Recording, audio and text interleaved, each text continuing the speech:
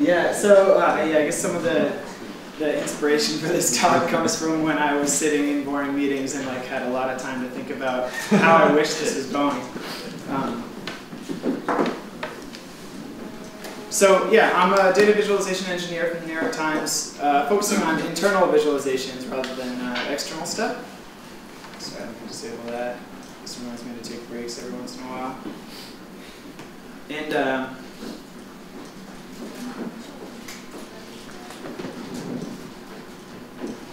And so this talk is about making data accessible to everybody in your organization and empowering people to quickly and easily answer the questions that they have, rather than relying on analysts and meetings and emails, and we'll get to it. So in New York Times, like in a lot of places, we've got a lot of data and then a lot of people with questions that they need to answer. And people want to know how we're doing, how the business is doing. And the story starts with our stakeholders. Now the stakeholders are executives who just want to have information top of mind, or you want to know what's going on in the business. Or it might be product owners who just launched an app and who want to know how many downloads we're getting, or people in the newsroom who want to know how people are getting to their articles, who's reading their articles, and stuff like that. But they either don't have the time or the skills to access the data to answer their questions. And so that's where the analyst comes in. That's me.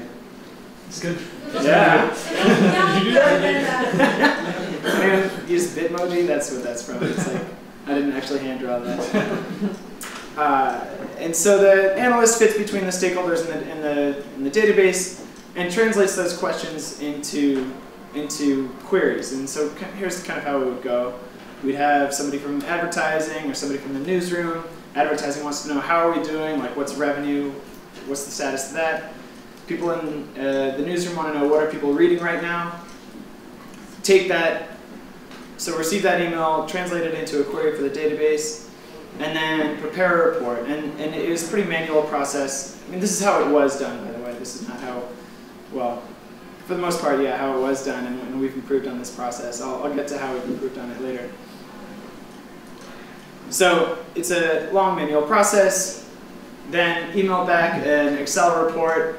The Excel report is pretty dry, hard to understand. And there was no guidance for the users, no context for the numbers. Okay, I told you how we're doing. Yeah, our revenue is $41,000 right now. But is that good or bad? They don't know. And so numbers need context. For example, if I told you there are 328 homicides in New York in 2014, you're like, homicides are bad, so it's worse than 0. I guess that's bad. But presented in the context of the full history of homicides in New York, that was actually a record year, like better than the last 50 years. And so the visualization is key for providing that context for the numbers.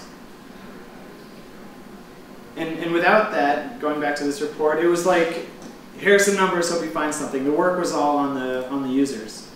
And if that were like how our articles or how our homepage worked, it would be like, here are some words, hope you find something. It's like an article without a headline.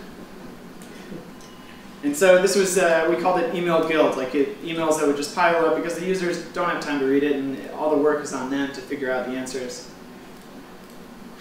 So people not reading the emails, somebody has to call in a meeting to make sure that we're all on the same page, that everyone is reading the report, that everyone got the report. And it would be boring. And it's time consuming, and I read somewhere that over 20% of meetings are for information sharing, and I'd rather that the meetings be for like discussion and decision making rather than just one person telling everybody else what's up. And it was this kind of push format where the stakeholders have to kind of wait in line, ask a question to the analyst, he gets the data, and then presents the answer to everybody, even if it's not relevant to everybody. We needed more of an automated machine, an automated easy answer machine for getting from these questions to answers. And it's not like a voicemail answering machine, but like a visualization machine. So the requirements of that, building this out, we knew it had to be easy, first of all, because I know there are a lot of sophisticated tools out there, like Pentaho or Tableau, or even Google Analytics, so it requires some. Doesn't necessarily require training, but like I think they recommend training. A lot of people in our organization got certified, but anyway, we wanted it to be easy to use, and it had to answer the questions easily and quickly, and be automatic, so I wouldn't have to do so much work as an analyst. We were going to call it Dash, short for dashboard. It's showing you that it's really quick. So in designing and building this, we wanted to identify and answer the main question first. And I guess the idea here is not to overwhelm the user. The users are going to come into a visualization with a question in mind, and we want to answer the first main question first. And then you can go into more detail and show information later, but the main point had to be kind of front and center. So a good example of this was something that the newsroom's done. They always have this election coverage. They always have great visualizations for election coverage. And when people come in there, the first question they have is, who's winning? You can get to the other stuff later, but I think it's just important to establish, okay, the score of Republicans 54, Democrats 46, right up at the top. So answering that first question that I had over email, what are people reading? Here was a prototype for answering that, and it was a real-time dashboard visualization of what people are reading right now. And it was important that it would be real-time because they're asking what are they reading, not what were they reading yesterday or something like that. This is, again, this is all going to be fake data. Oh, that's kind of small, but it's all fake stuff. This is fake headlines from The Onion anyway. But there's a real one internally. I I missed that article at the top there. So anyway, that was a first attempt at answering the what are people reading question, and then to this other question that they had, how are we doing from the advertising team? What they're really asking, and sometimes you need to get past that initial question to like find out what they really want to know, and that's like, do I need to be worried? And so for this dashboard, they wanted to come in every day, be able to check, okay, the numbers are the same as they were yesterday, so like I don't have anything to worry about. And so we wanted to design that so it would answer that question pretty quickly. So we show the latest number and then the line chart for context. And again, fake data, we're not totally trashing our revenue right now.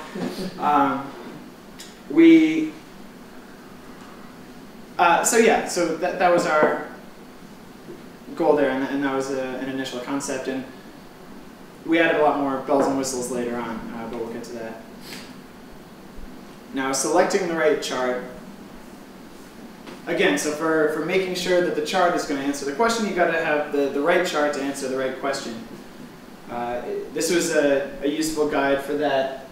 I mean, I'm not going to go through all of it right now. It's there's a lot there. And I imagine you guys do this more technical chart selection and visualization stuff elsewhere. But we wanted to focus on just simple, more common ones. For one reason, and one reason for that was that the executives, they don't want to have to like learn some new fancy visualization. Just stick to what they know, stick to stuff that they've seen before. So you're limiting yourself to what's in Excel. Yeah, that could be. They ended up, I mean, we still use D3 though, so that's cool. Do you use ggplot? What's that? ggplot. No, I mean, I use it in my own like academic stuff, but like for data exploration, but not at the New York Times. So yeah, what I like about the multi-line chart on the lower left is that it kind of combines the abilities of the line chart and the column chart. Line chart tells you sudden changes and trends. Column chart allows you to compare between different values. And the multi-line chart does kind of both of those at once. So a good example that I liked from that is another one that got, another example from the newsroom, the jobless rate for people like you. And so this shows unemployment rate over time for all men and women. and then a comparison to all different kinds of demographics, and it shows the change over time, but then also a comparison. And so I like that about the multiple line chart. Actually, I can pull up an example of that, or the interactive version.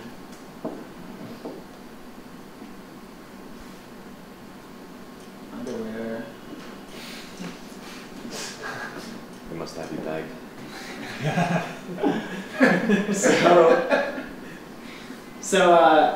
Right, so you can hover over, and I like that since they're all pretty faded, it doesn't overwhelm you with all the lines. You can kind of just select which one you want, and you can identify your own demographic here, and be able to compare that to normal, or see the top, see the bottom, etc.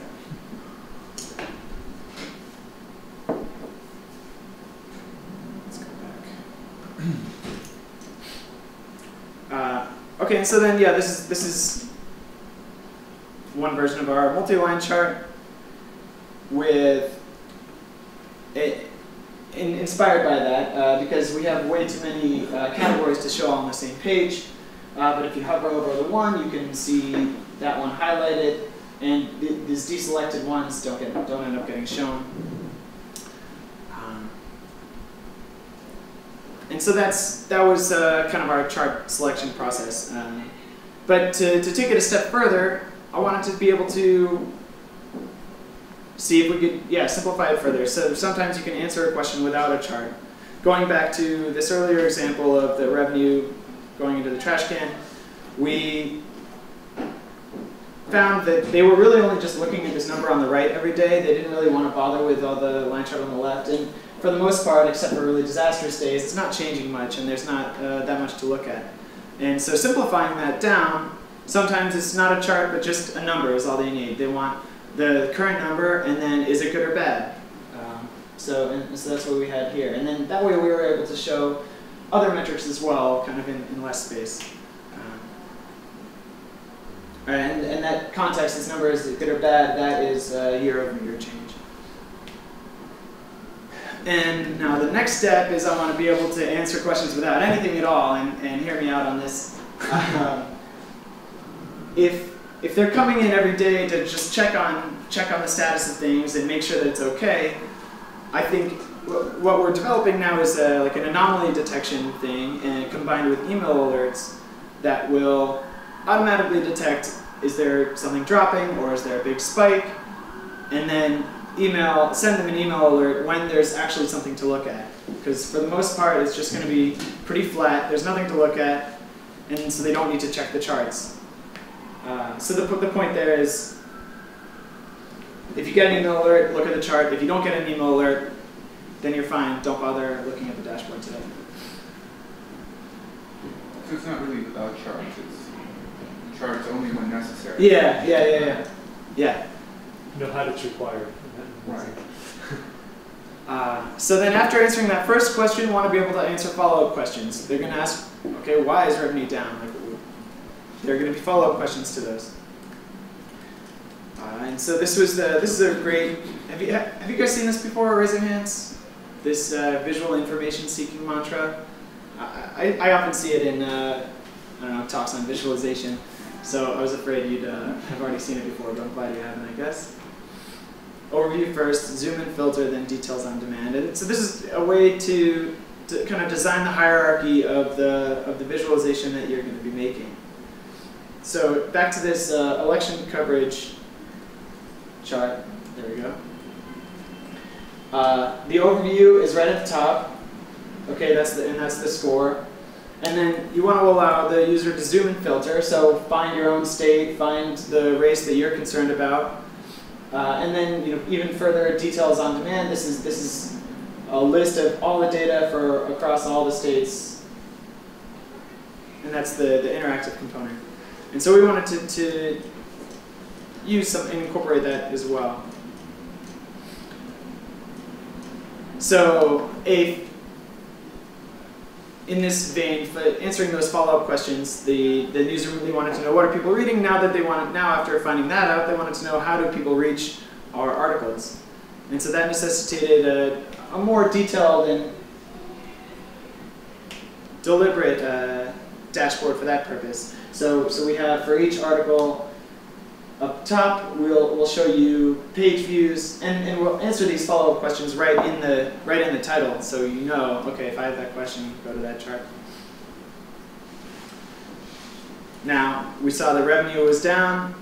Obvious follow-up, why is revenue down, and what are the areas where it's down? And so what the dash allows us to do, or allows the users to do, is here's the zoom and filter part. You can select a date range,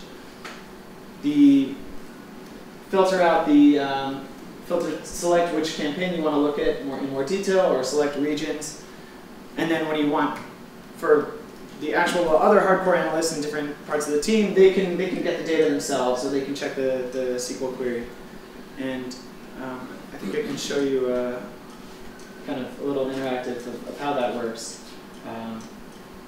Zooming in here, filtering out different things. This is the D3 part.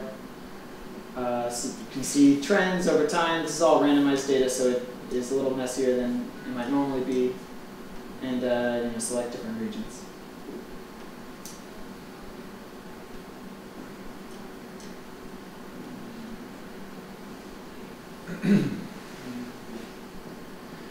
So it's been good.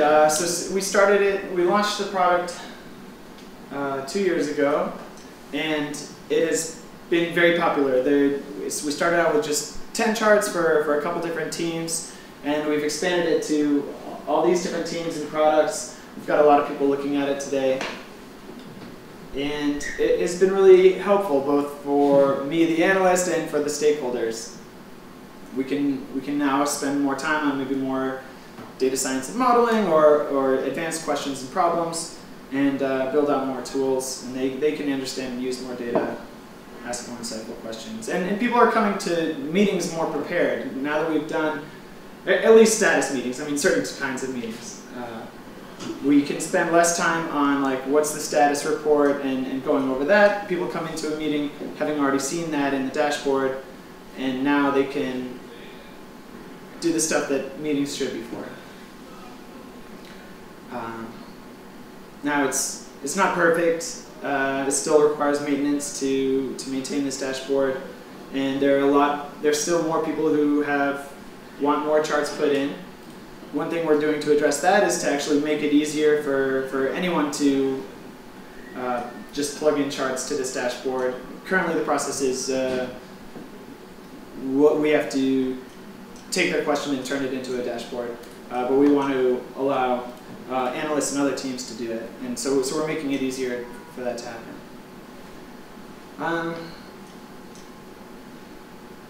Yeah, empower users to answer their own questions, keep the charts focused, and I guess that's pretty much it.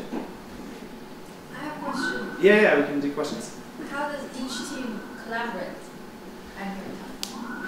Data science team, journalist, Oh, okay. function? Yeah, just more generally. Or as an example, like today's news, how do you guys work together to make it happen? Today's news is a bad example because the business side is very separate from the newsroom side of the organization, and kind of deliberately so. We don't want people on the business side being like, "Wow, we should add more puppy articles because those are really popular," you know. So the editorial side is deliberately distinct from that. But within the business and technology side of the company. On my team, I guess I sit on an analytics technology team, which is within the data science and engineering team. And so data science and engineering has some people who has like an explicit data science group that does sophisticated analysis and modeling, in addition to things like data governance or data tracking, so getting the data into the databases and maintaining those databases. And so generally our whole team is concerned with data. Does that answer the question? I mean, when the story comes up, what's the steps? How do you work with visualization? How do you work with the data science team to make it a whole package? How does visualization work with data science? And like different functions to really pull a big article, if, like example, they give you data, they give different resources of data. What kind of visualization you were proposed to them, like would be the best for this area? Okay. I might be able to. So to show a visualization for an interactive article, an interactive graphic. So that, I mean, that's a separate team because that's on the newsroom side. And so I'm no expert on what they do, but I do know that there is a graphics desk and there's a data journalism desk, and I do think that they collaborate sometimes. But I can't speak much to that from my own experience. Yeah. Another question. Do you guys pull the data from your database once a day, or are those live queries made every time you access one of those charts? I'd say yes, because both happen. There's data that happens once a day. So things like subscription numbers or this one, for example, is once a day. But that chart where we were showing like the bars moving around and seeing what people are reading today, that was new. That was now, or the last 10 seconds, something like that. How long does it take you to create one chart?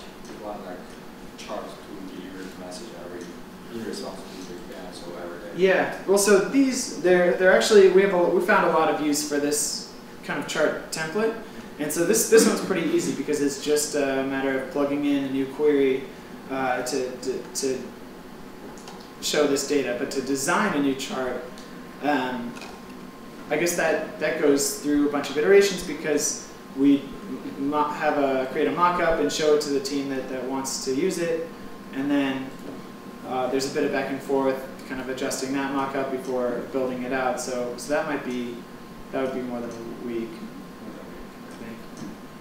Yeah. So about that process actually. So when you do the draft, the mock-up of ideally how it would look and everything, how many iterations does that go through, and how many kind of small wireframes does it hit before you actually just start? Okay, this is it. We're going to take it all the way and then kind of come back to it.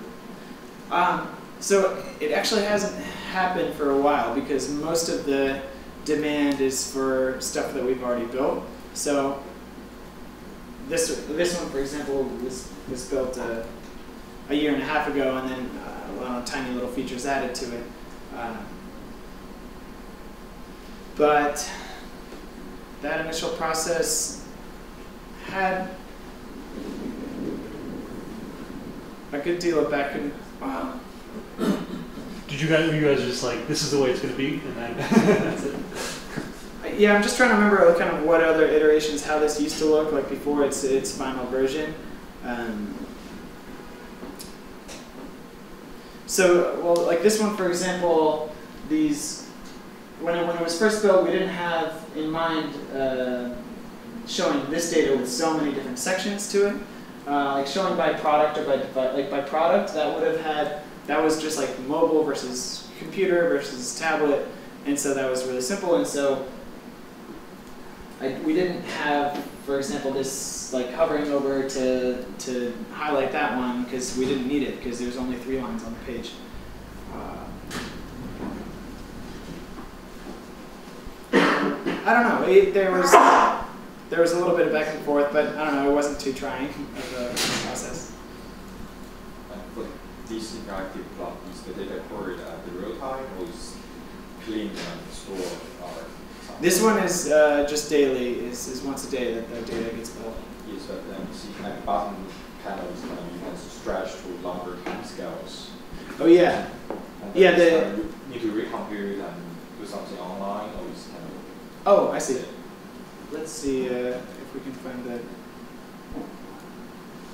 Are you using Ajax to dynamically pull the data, or are you sending it all to the browser at once? Let me recall. So there is a nightly query that gets run to get this data. That gets stored in just in a file system cache, and that's not our favorite feature of this. Like I think it would be better if it were in like a SQL database or something like that. But right now it's just directories and files. And when this is loaded, that all of it through time is pulled at once. So this whole thing gets pulled at once, but we only display the most recent 30 days or something like that, and you can scroll back further if you want to. But there's Django in the front end, back end, and I wasn't that involved with that part of it, so I don't know that much about it. But. So you got their Python shop. What's that? Their Python shop. Well, the rest is JavaScript probably though. Yeah. If we find your GitHub, is the source code for all the D3 up there? No. Damn. Yeah. I'll ask. I would like that to be up there though. So I'll ask if we can share that. Yeah. So those things are. Yeah. Well, although I mean the less cool one, that dynamic bar chart is up there. Oh, it is. Yeah. Okay. Cool.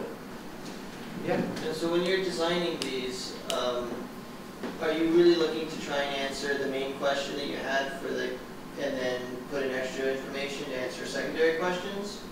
Or when you get like a load of questions, are you looking to kind of make one chart that can hopefully answer all of them? Now it's something I maybe wasn't all that clear from this. No, I'm totally lost. Each dashboard would have kind of like a stack of charts, I guess. And so I think try to answer the main question with the top chart and then follow-ups further down.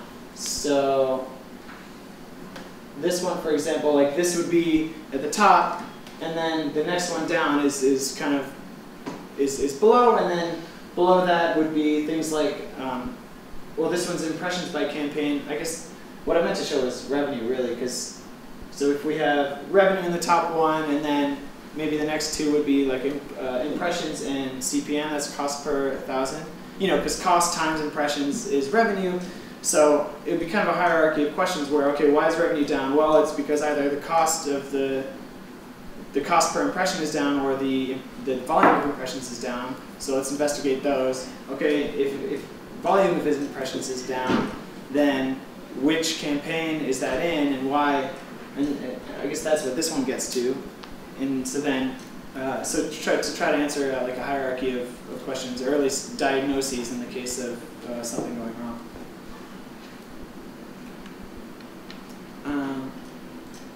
Well, I do have to get back to work at some point, but I'm happy to answer like a few more. Yeah.